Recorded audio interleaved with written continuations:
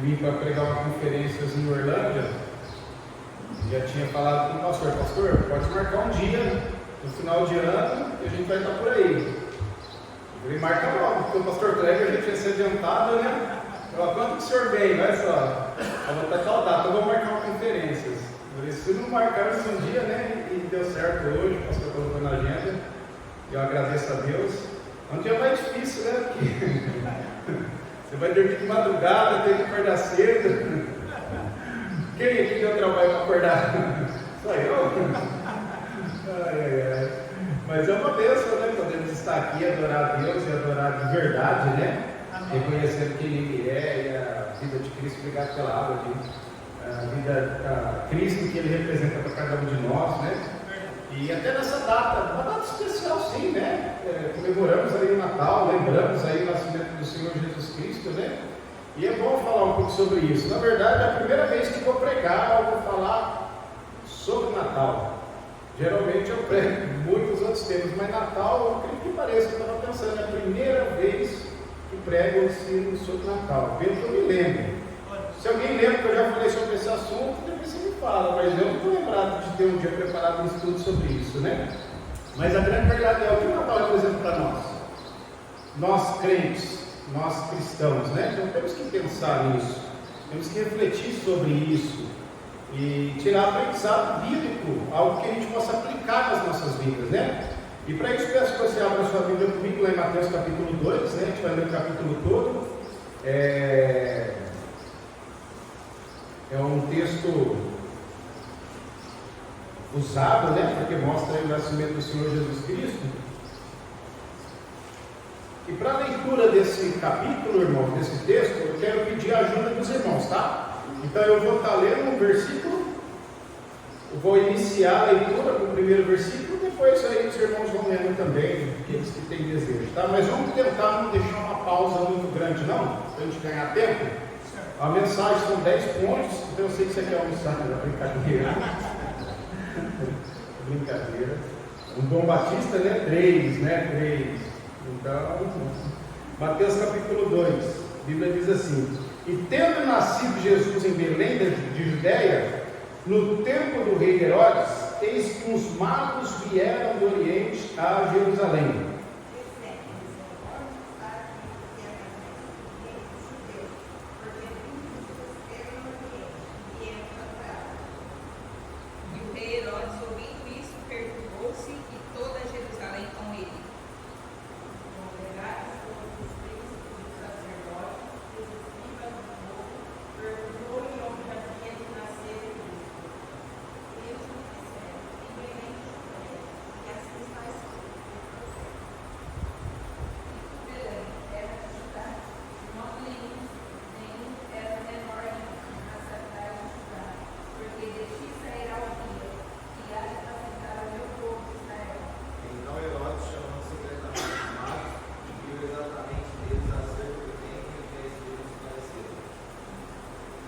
Enviando-os a Belém, diz: Ide e perguntai diligentemente pelo menino, e quando o achardes, participai, para que também eu vá e o adore.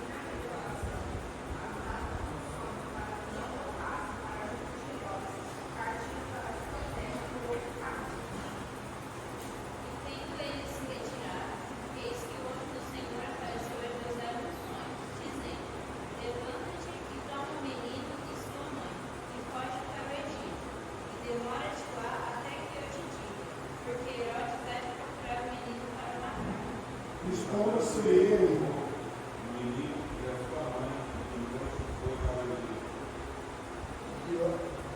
ficou até a morte de Herodes, para que se cumprisse o que fora dito pelo Senhor, por intermédio do profeta. Então Herodes, vendo que tinha sido iludido pelos magos, irritou-se muito e mandou matar todos os meninos que havia em Belém, em todos os seus contornos, de 2 anos para baixo, segundo o tempo que diligentemente queria dos magos. Então se cumpriu o que foi dito pelo profeta Jeremias, que disse: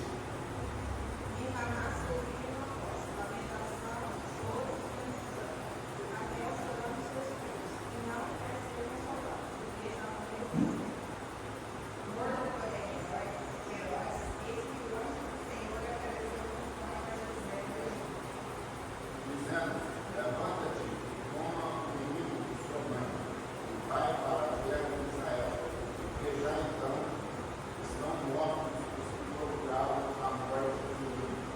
Então ele se levantou, tomou o menino de sua mãe e foi para a terra de Israel.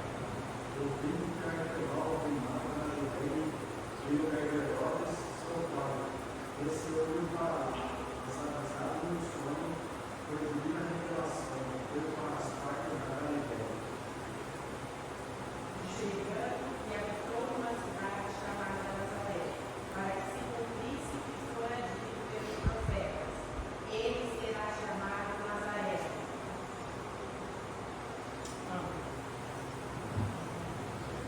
Bom, irmãos, então vamos pensar um pouquinho sobre isso. Natal, né? Por que comemoramos o Natal? Comemoramos o Natal como a sociedade comemora. Nós, como cristãos, como crentes em Cristo Jesus, a gente tem que entender o significado do nascimento de Cristo para as nossas vidas. Nós não comemoramos o Natal no dia 25 de dezembro, porque Jesus nasceu no 25 de dezembro, como muitos acreditam.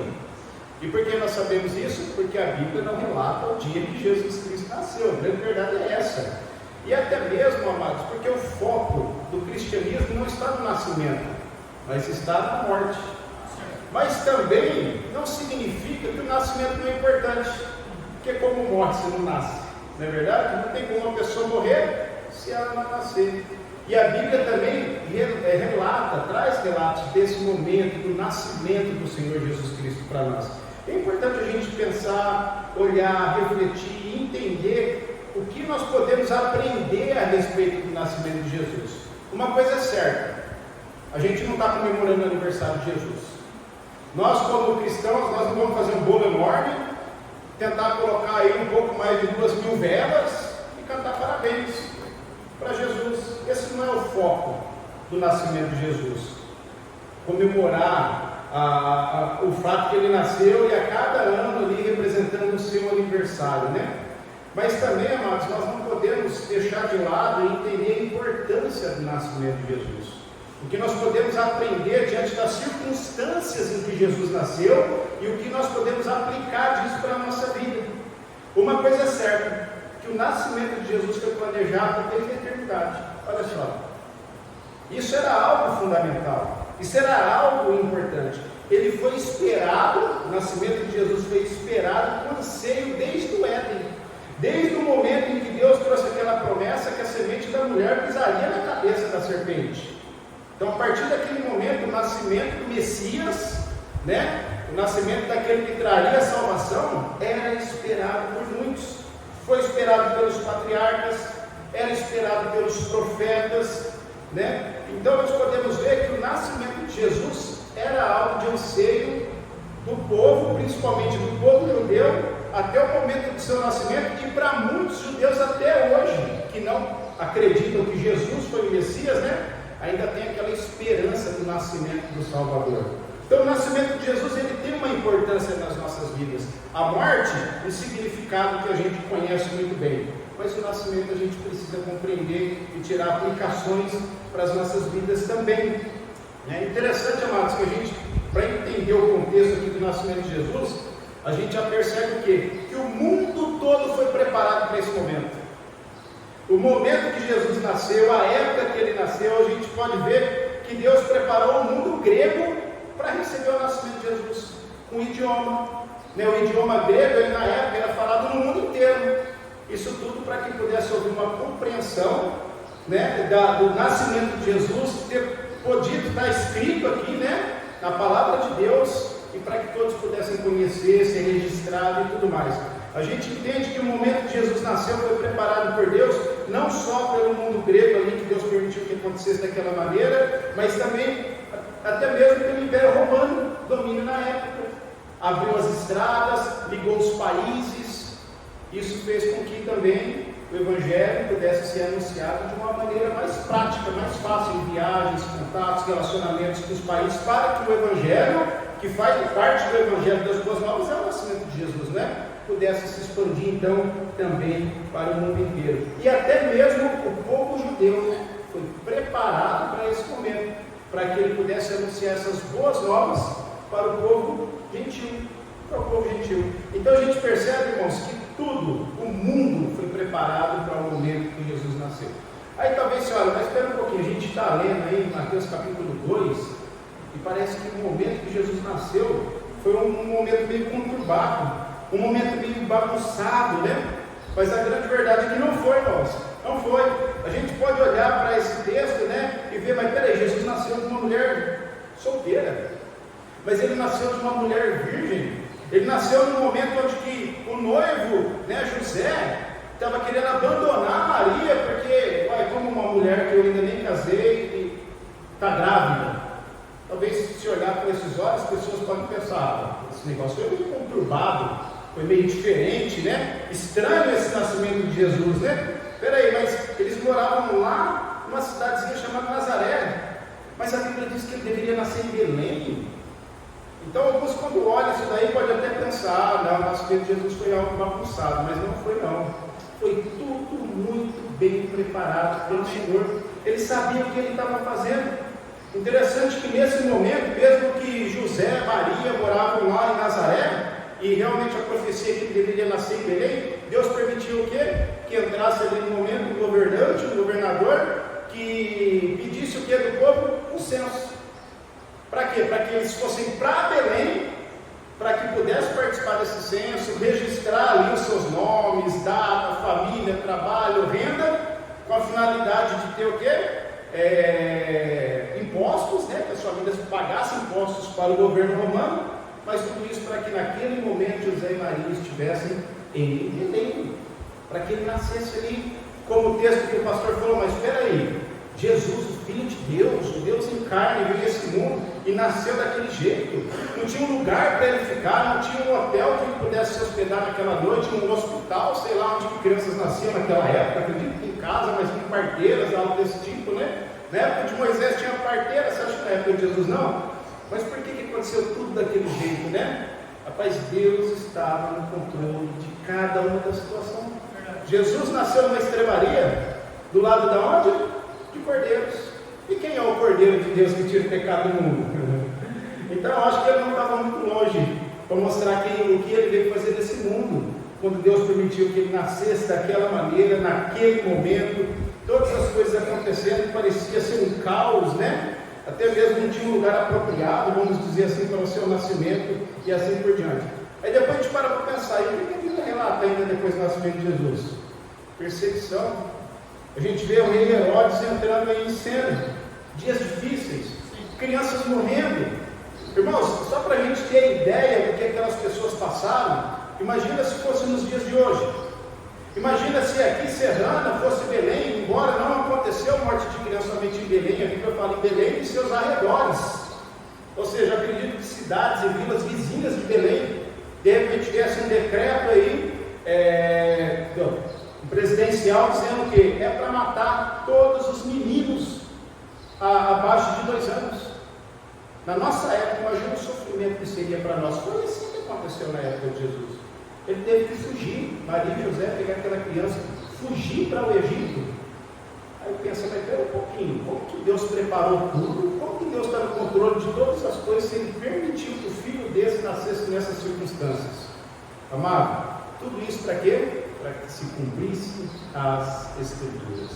Isso daí Deus está provando a sua fidelidade.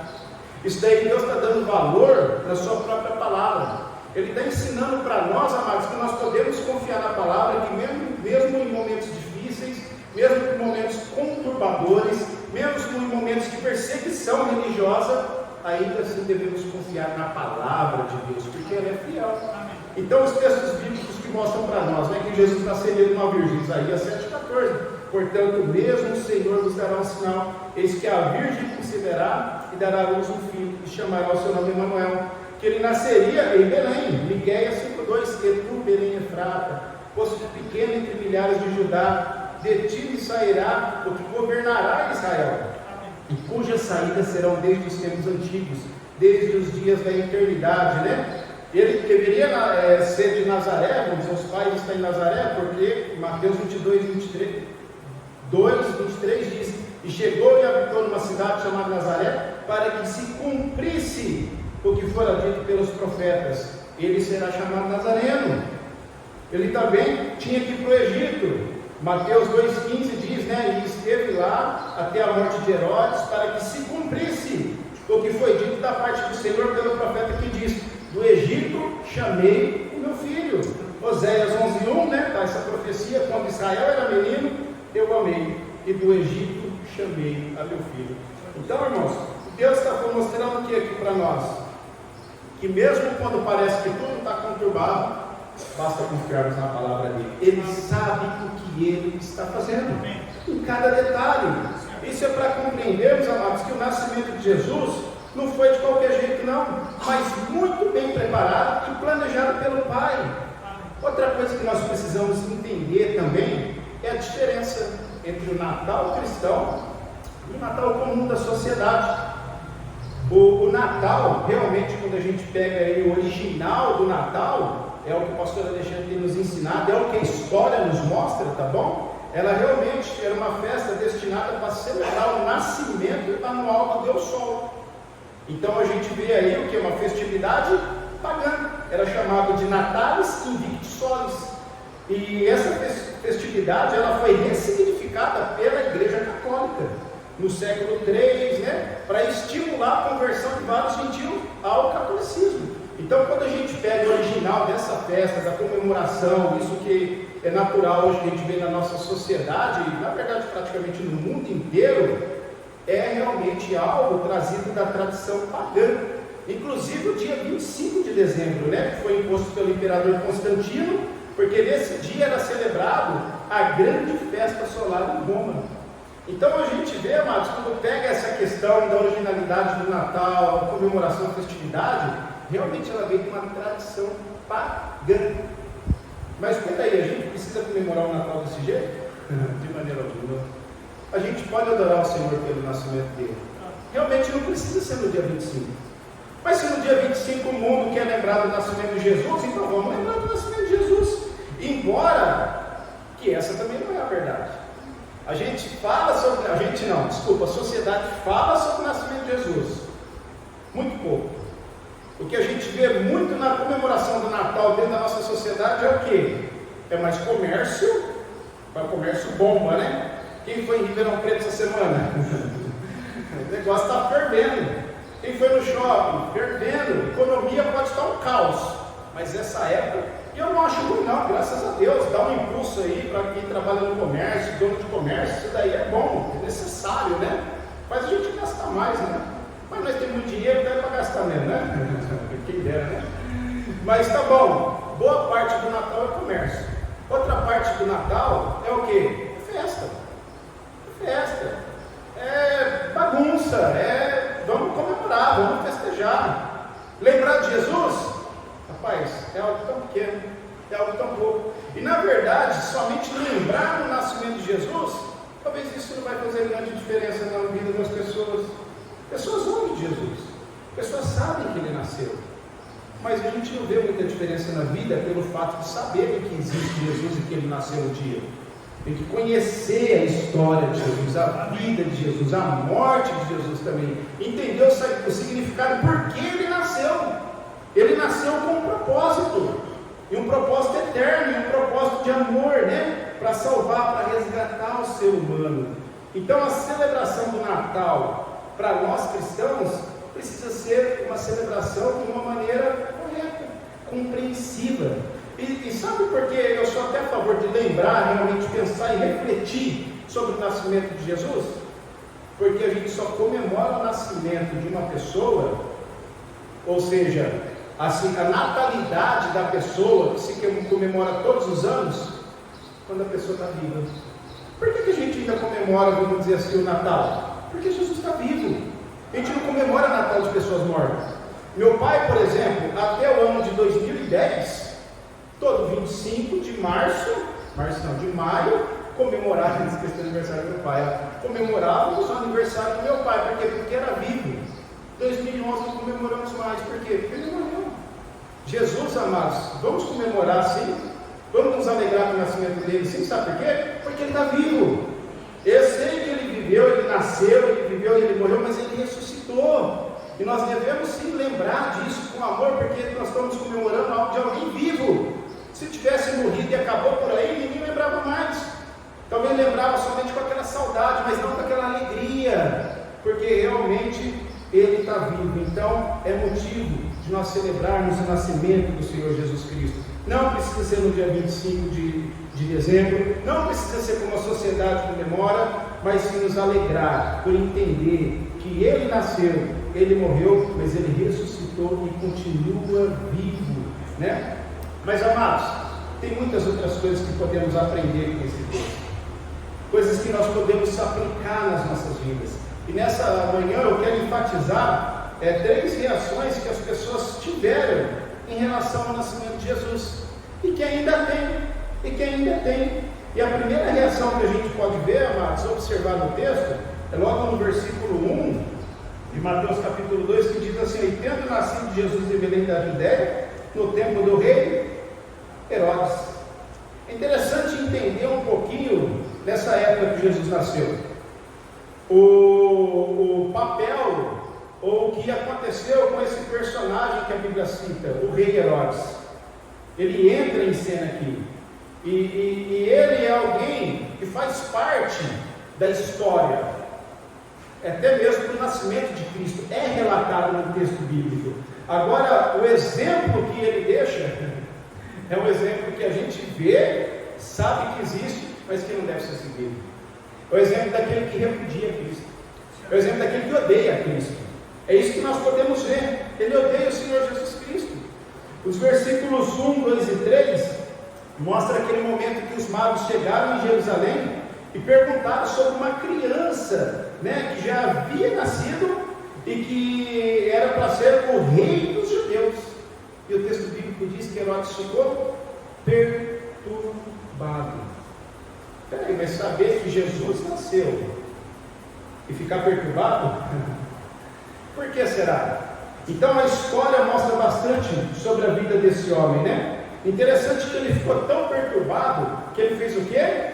Eu vou chamar aqui quem entende sobre essa questão desse rei dos judeus, que é essa promessa, sobre essa profecia. Então ele chamou todos os principais sacerdotes e os escribas, né? Então ele queria saber, ele não chamou um ou outro para consultar. Ele ficou tão perturbado com a notícia que o rei dos judeus havia nascido, que ele chamou todos os principais sacerdotes.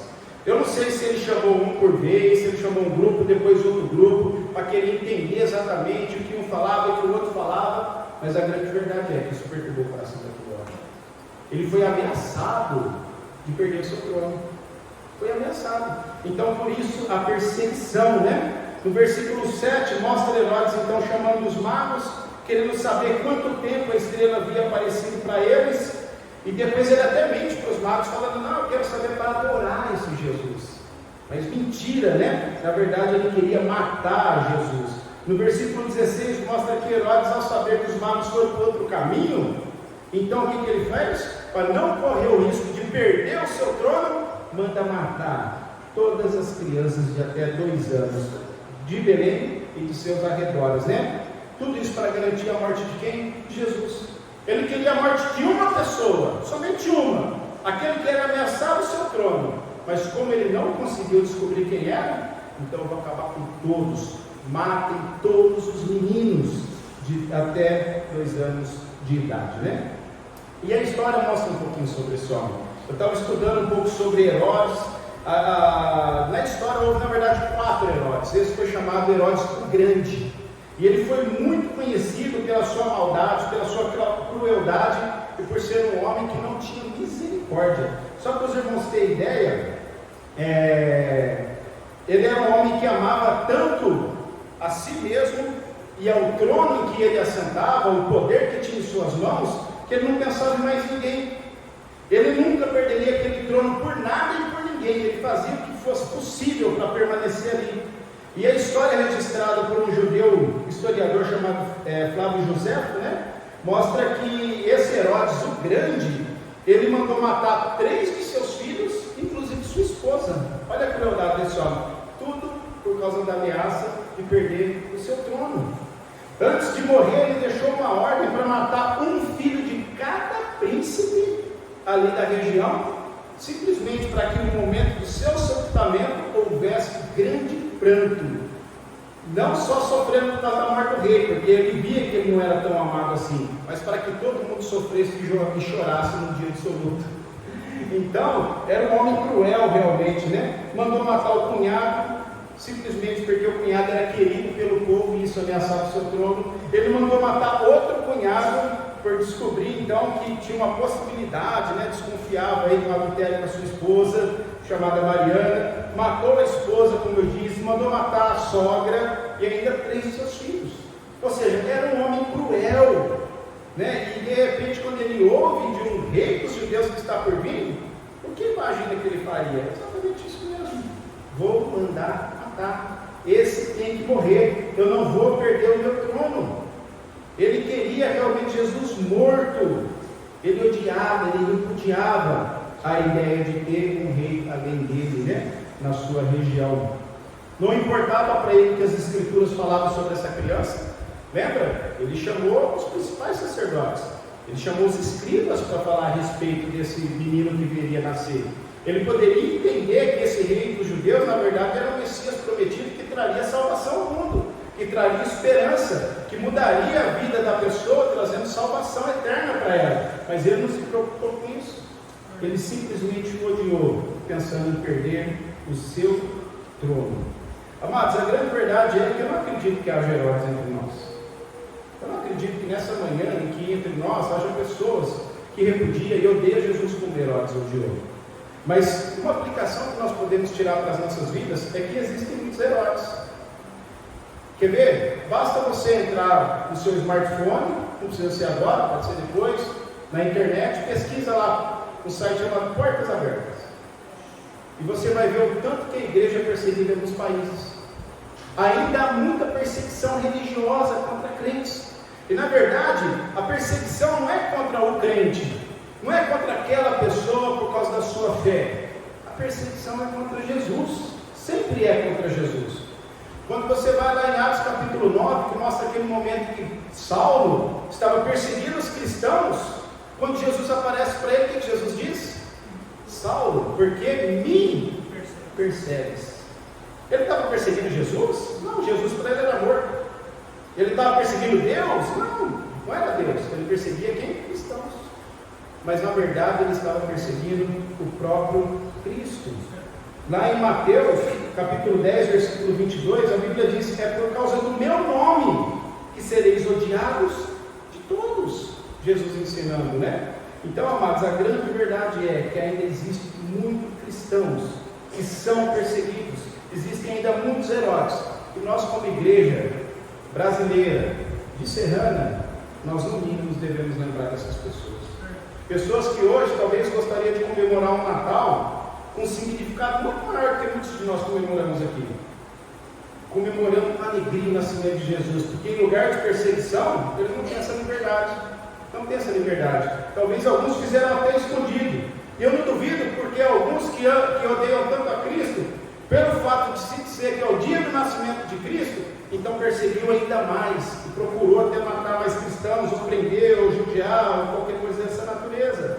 Precisamos lembrar desses irmãos, Então esse exemplo, nós podemos ao menos lembrar dos nossos irmãos na fé que sofrem perseguição, e se lembrar que se alguém não gosta de você por ser um crente, lembra de algo, é por causa de Cristo.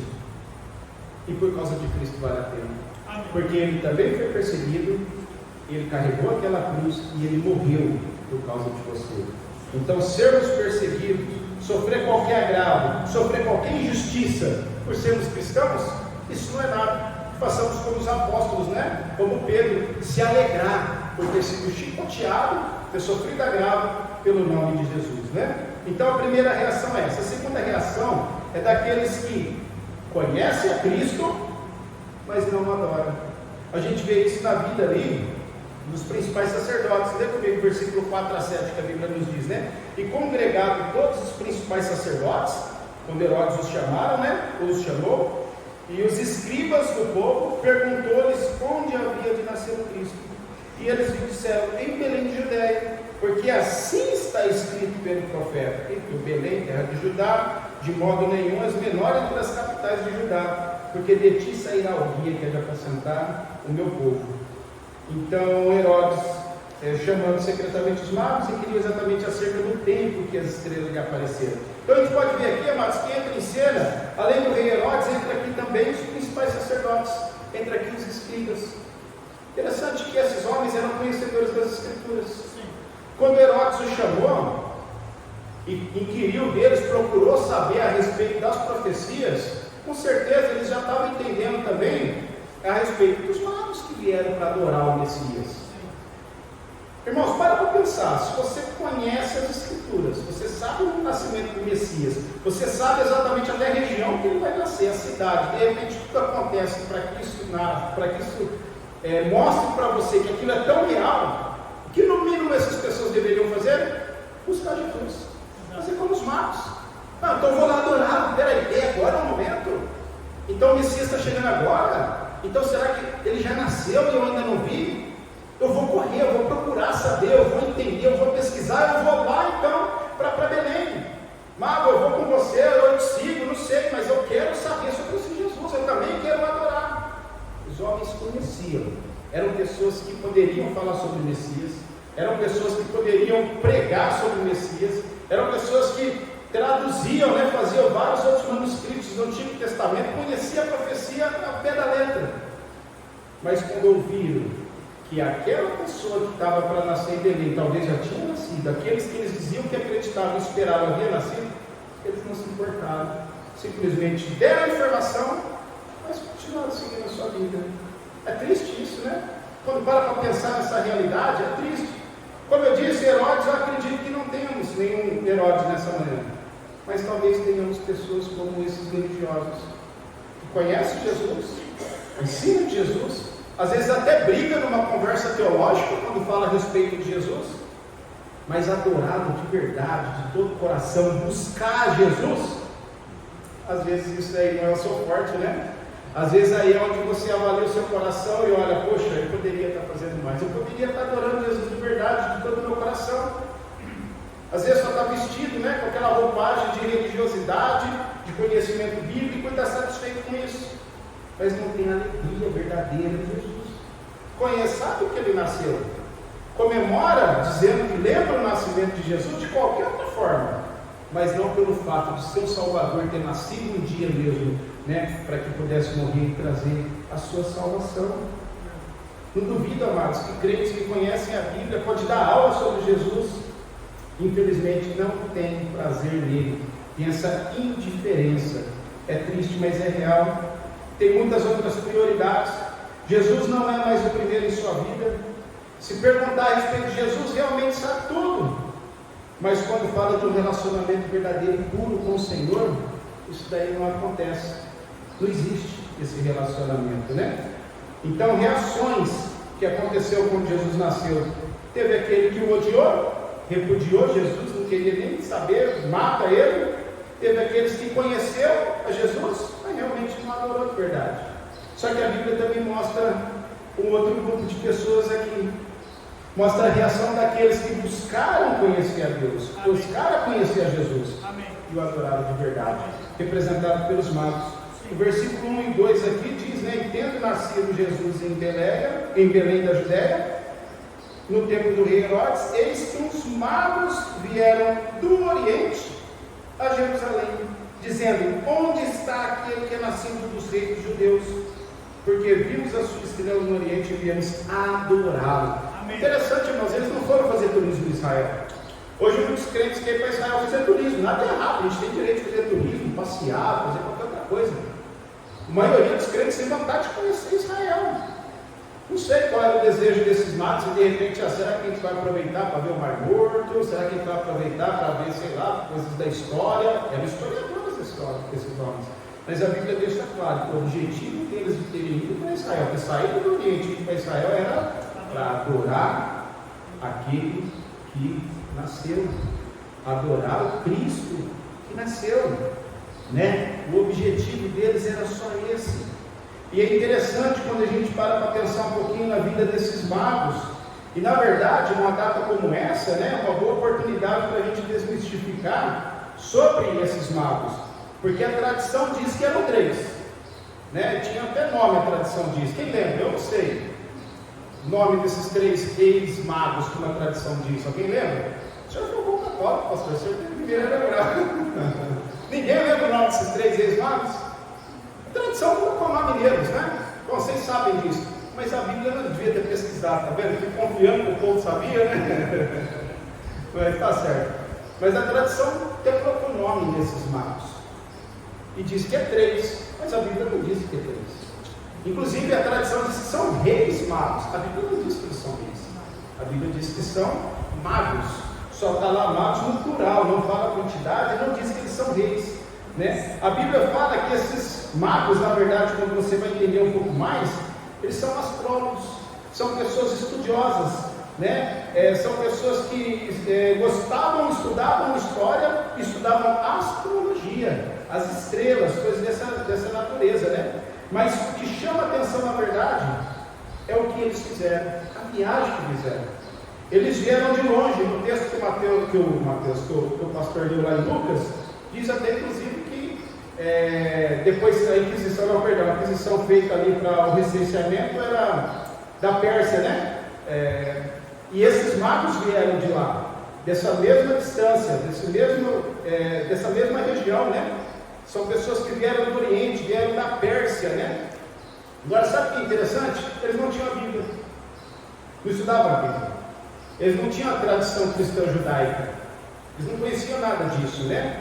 O que eles faziam era estudar a Bíblia e estudar as estrelas, era isso que eles tinham. Mas o que eles tinham, Deus usou para que eles pudessem chegar até o Senhor. Amém. Do pouco que eles tinham, mas o interesse que eles tinham, o desejo que eles tinham, Deus usa para que eles cheguem até a Jesus. Deus pega o pouco que eles têm, dá um sinal através daquela estrela, né? A estrela começa a guiar aqueles homens e eles chegam em Jerusalém. Aí para pensar um pouquinho. Se Jesus deveria nascer em Belém, por que a estrela guiou eles para Jerusalém? É estranho isso, né? Por isso que é bom a gente ler a Bíblia, irmãos, e fazer perguntas, né? Peraí, mas a profecia é em Belém. Por que os magos, a estrela guiou eles para Jerusalém? Alguém sabe essa resposta? Por que eles foram guiados para Jerusalém e não direto para Belém? Em Jerusalém, irmão, sabe o que eles encontrariam ali? A palavra de Deus. Deus, ele pode usar sinais, ele é Deus, ele faz o que ele quer. Mas o que ele usa para mostrar, para apontar para Cristo e que toca nos nossos corações, é a sua palavra. Em Jerusalém, ele encontrou as Escrituras. Em Jerusalém, eles ouviram acerca das profecias. Em Jerusalém, então, é como se ele tivesse um encontro com a palavra de Deus, e a palavra de Deus, a partir daquele momento, continuasse guiando eles. Então, espera um pouquinho. Encontrar Jesus não era só um fato histórico. Encontrar Jesus não era só curiosidade, porque aquela estrela se movia, estudando astrologia, algo que tem para acontecer. Encontrar Jesus é muito além disso, e eles descobriram isso através das Escrituras, quando eles encontraram ali também pessoas em Jerusalém. Ele foi mandado para Jerusalém para que tivesse esse encontro, para que ouvisse realmente da palavra de Deus. É as Escrituras que falam acerca de Jesus, e não apenas a estrela. As Escrituras, ela é inspirada, e somente ela é inspirada. A história é boa, a astrologia é boa, os estudos das estrelas, tá bom? A astrologia é isso, não é estudo de signos não, tá bom? Isso pode ser bom, mas o que a gente deve confiar 100% são nas Escrituras. Amém. é ela que nos guia em direção a Jesus, é ela que nos orienta a uma verdadeira adoração. Agora você quer ver mais uma orientação bíblica para desmistificar então a tradição aí, né, desses reis magos, né? É interessante que é muito comum nessa época pessoas fazerem presépios. Eu acho bonito mesmo, né? Esses dias visitando alguém, não foi aqui em Serrana, estava um presépio. Eu acho que legal, bonito mesmo, né? Aí tem lá a imagem de José, Maria, Jesus ali no cestinho de palha, os cordeirinhos, os magos, né? Os três, tudo ali junto. Muita gente imagina que o momento que esses magos encontraram Jesus foi lá ainda, né? Na manjedoura, ele ainda ali no cestinho de palha, sei lá como é que era, como que aconteceu, né? Mas essa não é a verdade. Não foi esse momento em que os magos encontraram Jesus, não foi ali na estrebaria, não foi junto com os cordeirinhos. Provavelmente, quando os magos encontraram Jesus, já se fazia 2 anos que ele tinha nascido. Porque no momento que a estrela apareceu para eles, quando eles estavam lá na Pérsia, no Oriente, que eles seguiram essa estrela até chegarem em Jerusalém, para querer saber onde nasceu o rei dos judeus, se passaram 2 anos. 2 anos. E o texto do versículo 11, o texto bíblico diz, né? Deixa eu ver se é o 11 mesmo. E entrando na casa, está vendo? Não está mais na estrebaria, não está ali mais junto com os cordeiros, com os bois e com as vacas, mas já estava na casa, né? Quando os magos chegam ali, acharam o menino com Maria, sua mãe, e prostrando-se o adoraram, e abrindo então os seus tesouros, ofereceram dádivas, ouro, incenso e mirra. Então, quando a gente vê ali o presépio, aquelas imagens bonitinhas, Jesus bebezinho, recém-nascido, Maria, José, os cordeirinhos e os magos, não foi assim. Os magos, quando encontrou Jesus, ele já tinha 2 anos de idade. Talvez o menino já estava andando, correndo, né? Já falava. E aqueles magos chegaram e viram Jesus ali na casa de Maria, aonde que eles puderam adorar, né? E sabe o que é interessante também? Os magos sabiam exatamente distinguir quem eles deveriam adorar. Eles não adoraram a Maria, não adoraram a mãe de Jesus, eles adoraram a Jesus. Sabia que Maria sim é bem-aventurada. É interessante que a Bíblia diz entre as mulheres, não acima das mulheres, né? E realmente, Maria é uma mulher de honra, tem que ser dada honra a ela, mas a honra até onde que a Bíblia nos ensina que deve ser dada, não além daquilo que as Escrituras falam sobre ela, e nem aquém daquilo que as Escrituras falam sobre ela. Porém, a adoração verdadeira tem que ser para o menino que nasceu, o Salvador, o Jesus. E eles chegam então, naquele momento, ele encontra Jesus, Maria, e entregam então seus tesouros para ele, né? O ouro, representando então e reafirmando a realeza de Jesus, porque ele é rei, e não só rei, mas como rei dos reis, né? E ele é digno do ouro. O incenso, um produto aromático usado pelos sacerdotes, que representa as orações sendo levadas a Deus. Então, entregar esse presente para Jesus significava reconhecer o próprio Deus ou a divindade daquele bebê. E a mirra, também uma essência, um perfume usado para embalsamar as pessoas que morriam, já revelando o quê? O seu futuro, que ele deveria morrer. É interessante, amados, o simbolismo que a Bíblia dá. Além desse simbolismo aí da mirra, esse perfume que era para embalsamar os corpos daqueles que morriam, o outro simbolismo que a gente vê é a própria vestimenta, a primeira vestimenta de Jesus, né? Lá em Salmos fala que ele foi envolto em trapos. E esses trapos que Maria cobriu Jesus ali no momento que ele nasceu, é os mesmos trapos que eram usados em pessoas que quando iam ser sepultadas, como Lázaro, né? Foi enrolado naqueles trapos, naquelas faixas de pano e colocado no sepulcro. Tudo isso já simbolizando o quê? Que Jesus veio com uma finalidade. Ele nasceu com um propósito, e era morrer pelos nossos pecados, né? E eles viam, amados, que valia a pena oferecer esses tesouros a Jesus. E outra passagem bíblica, a gente vê outras pessoas pensando da mesma maneira. Quando a gente abre lá em Mateus capítulo 26, versículo 6 a 13, por exemplo, a gente vê aquele momento que Jesus está lá na casa de Lázaro e Maria, e de repente chega uma mulher chorando com um vaso, aquele vaso cheio de óleo, cheio de unguento, faz o quê? Derrama sobre Jesus. E depois ela pega seus cabelos e seca ali o pé de Jesus, que ela chora junto ali e tudo mais, né? Interessante que os discípulos naquela hora, os apóstolos que andavam com Jesus, falaram: Senhor, essa mulher está fazendo um grande desperdício, derramando esse perfume sobre você, esse óleo, esse unguento. Os próprios apóstolos falando, né? Esse é um unguento caro, ela está desperdiçando, derramando sobre você. E Jesus chama naquele momento a atenção dos discípulos e fala: não, o que ela está fazendo é o que vocês não fizeram ainda.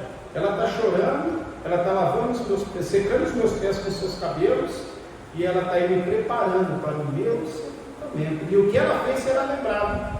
Em todo lugar que a história for contada, será lembrado que essa mulher fez por mim. Agora, amados, quando a gente para pensar o que significava ou o valor daquele unguento que ela derrama, aquele unguento, ele era, a mulher guardava aquele unguento desde a sua infância.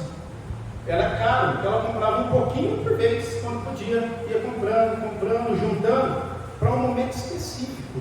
Um momento que ela casasse e na noite de núpcias, ela passaria aquele unguento para o seu marido, representando: ó, toda a minha vida, tudo aquilo que juntei, estou depositando em você. Está aqui, meu marido, ó, sou toda sua.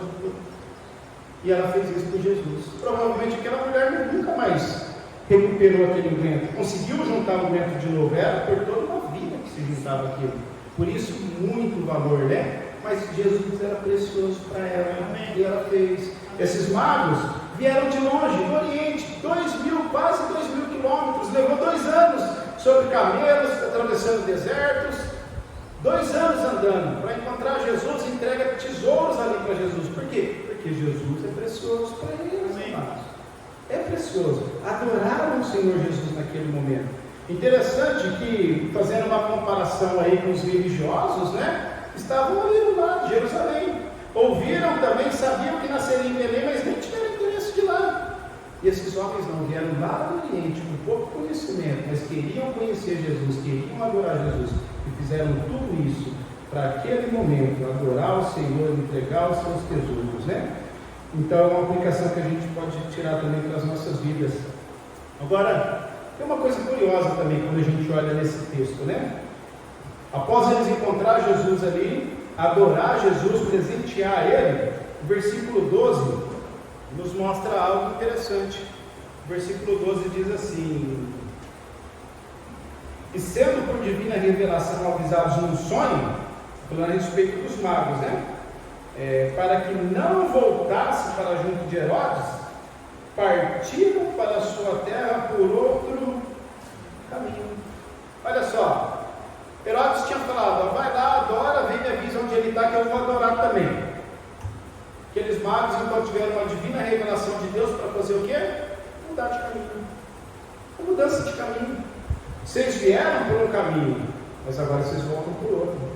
Geralmente, quando encontramos Jesus, é assim. A gente busca Jesus, encontra Jesus, adora Jesus, aí o que Jesus faz?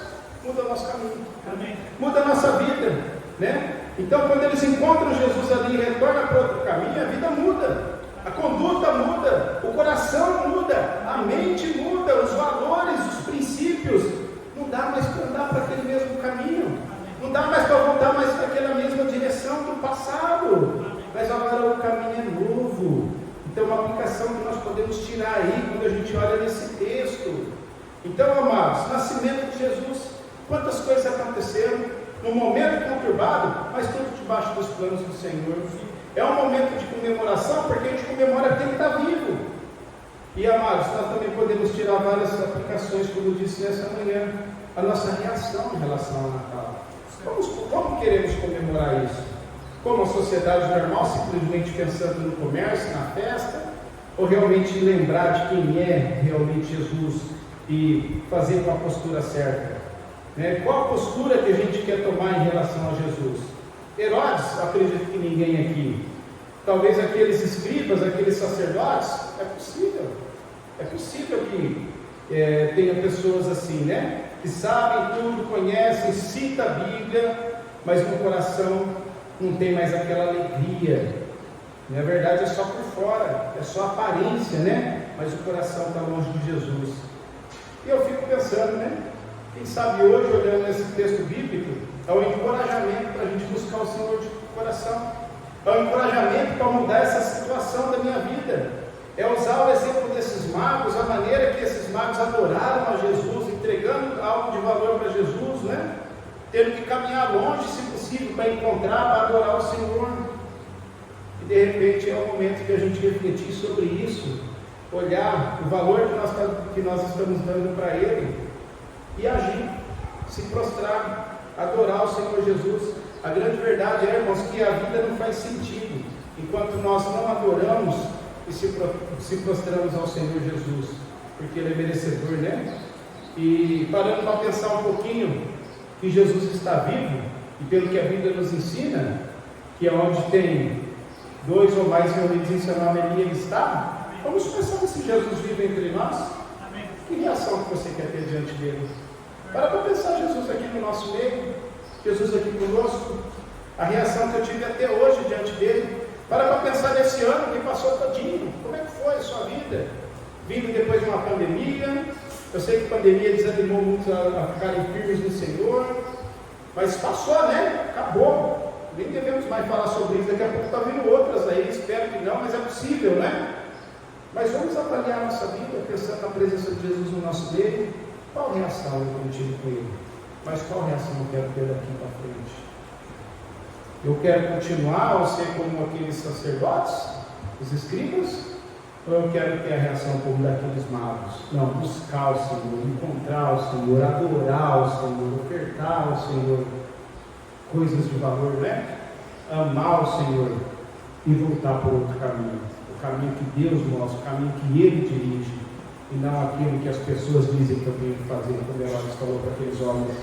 Que Deus nos ajude, amados, a olhar esse texto e aplicar nas nossas vidas, nos nossos corações, para que possamos ser pessoas que adoram o Senhor como aqueles magos adoraram. Amém.